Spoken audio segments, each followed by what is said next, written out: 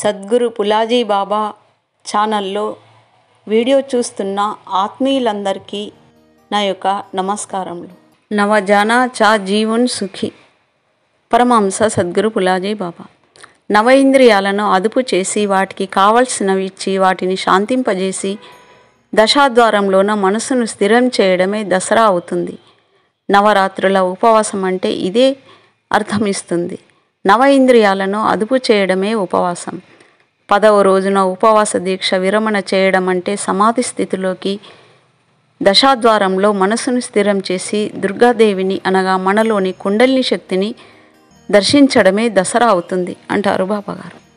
జీవ శివాచి ఘాలుని ఘాటి పరమాత్మ పహావయ దృష్టి అన్నారు మహాత్ములు. ఋషులు మునులు ధ్యానం ద్వారా ఆత్మజ్ఞానం పొందారు.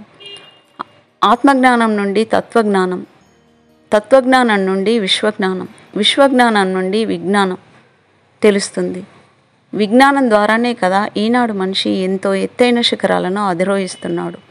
ఎన్నో ప్రయోగాలు చేస్తున్నాడు. ఎన్నో నూతన సాధనల ద్వారా ఎన్నో యంత్రాలను వస్తు సామాన్లను తయారు చేయగలిగాడు.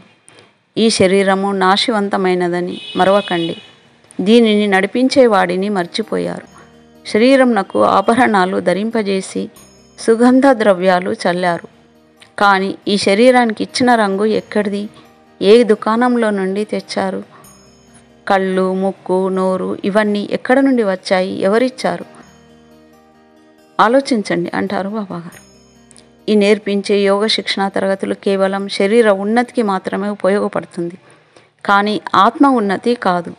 ఆత్మ గురించి తెలియనంత వరకు ధర్మం అంటే ఏమిటో మీకు అర్థం కాదు. ఆత్మను గురించి తెలుసుకోవాలంటే మహాత్ములు మాత్రమే ఆత్మ జాగృతి చేస్తారు.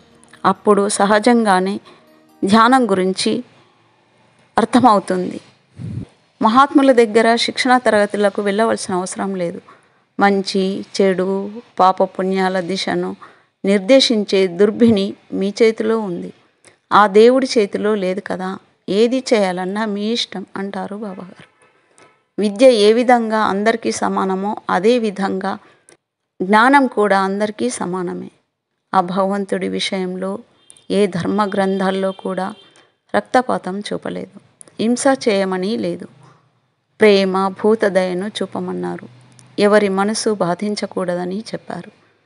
తాజుద్దీన్ బాబా, బ్రహ్మానంద స్వామి వాళ్ళు ఈ విధంగానే బోధించారు కదా.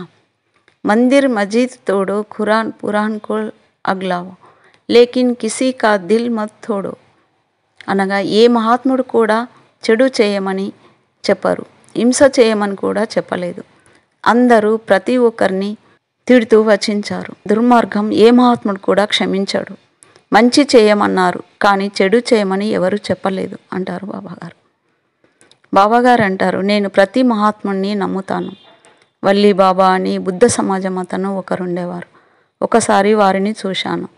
అతడు ఎవరింటికి వెళ్ళేవాడు కాదు. వారింటి ముందు కూర్చునేవారు. అప్పుడు ఒక స్త్రీ వచ్చి వారి దర్శనం చేసుకొని, బాబాగారు నాకు పిల్లలు లేరు, నీ ఆశీర్వాదం కావాలి అని కోరింది. అప్పుడు అంటారు బాబాగారు, నా దగ్గర ఏముంది, నేనేమి ఇవ్వలేను అన్నారు. లేదు బాబాగారు, నాకు మీరు ఆశీర్వాదం ఇవ్వండి. నీకు ఆ దేవుడి మీద నమ్మకం లేదు, అందుకే సంతానం లేదు అని ఆ బాబాగారు అన్నారు. ఆ ఒక్క మాట నాలో ఆలోచన చేసిందన్నారు బాబాగారు. ఈతడు సామాన్యుడు కాదనిపించింది నాకు. ఆ తర్వాత కొన్ని రోజులకు అతడు సమాధి అయినాడని తెలిసింది. ఆ సమాధి దగ్గరనే ఈనాడు ధ్యాన కేంద్రం నిర్మించబడి ఉంది. బాబాగారు అంటారు, నా ప్రవచనాలు వినేవారికి నేను దేవుడిగా కనబడతాను. ఇవి చెప్పడానికి, జ్ఞానం బోధించడానికి ఆ భగవంతుడు ఈ భూమిపై అవతరింపజేశాడు. అందుకే ప్రతి ఒక్కరూ సంతు మహాత్ముల జ్ఞానబోధనలు వినండి, సన్మార్గంలో నడవండి. సంతు మహాత్ముడు దొరకడం చాలా అదృష్టం. పుణ్యం ఉంటే కానీ సంతు మహాత్ములు లభించరు. వారి కృప దొరకడము, వారి దర్శనం లభించడం అంటే మహాభాగ్యం. ఇంకా ఏం కావాలి చెప్పండి. जय सद्गुरु पुलाजी बाबा, सब संतन की जय.